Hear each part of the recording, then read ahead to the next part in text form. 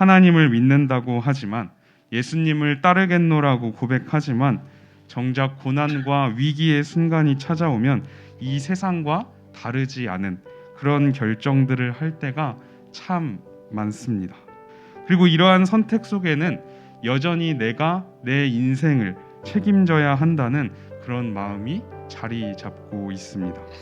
하나님은 좋은 분이시지만 내 모든 어려움과 힘든 것을 다 아시지는 못한다고 생각하는 것입니다.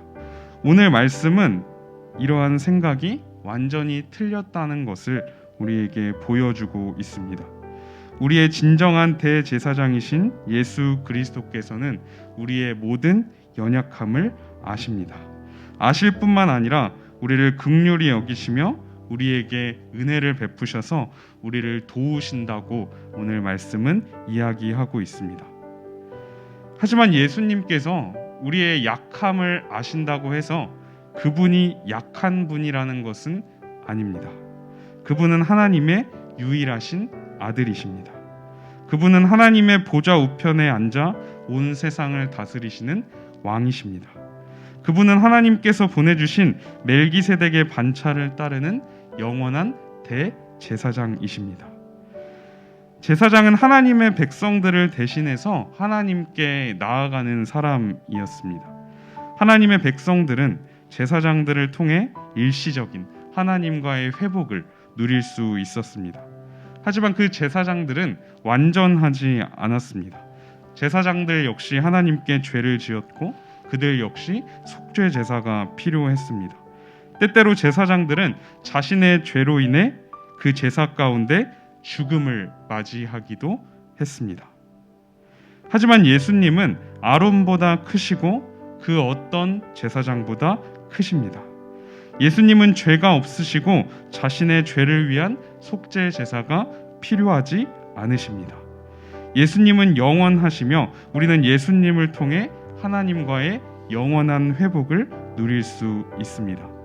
예수님은 완전한 대제사장이셨습니다. 하지만 예수님께는 전혀 죄가 없음에도 불구하고 그분은 죽음을 맞이하셨습니다. 왜 그렇습니까?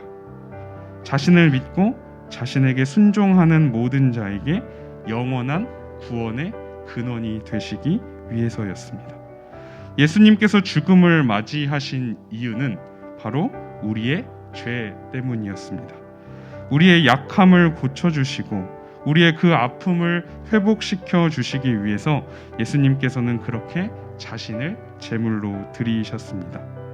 예수님께서 육체에 계실 때 왜 하나님께 그토록 심한 통곡과 눈물로 간구와 소원을 올리셨을까요? 그분은 기도할 필요가 없는 분이셨습니다. 그럼에도 예수님께서 육체에 계실 때 그렇게 기도하셨던 것은 바로 우리를 위한 것이었습니다.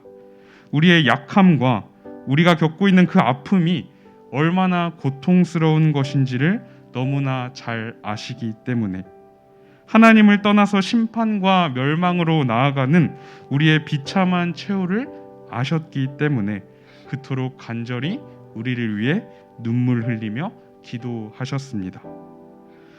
우리는 다른 사람의 아픔에는 관심 없는 세대를 살아가고 있습니다. 그저 나만 아니면 돼. 내 가족만 아니면 돼. 내가 아니어서 다행이다. 이런 마음을 품고 살아갈 때가 참 많습니다. 하지만 우리의 대제사장이신 예수님은 우리의 고통을 자신의 고통으로 여기셨습니다. 우리의 약함을 자신의 약함으로 짊어지셨습니다. 하나님께 눈물과 통곡의 기도를 드리며 우리를 위해 죽기까지 하나님께 순종하셨습니다.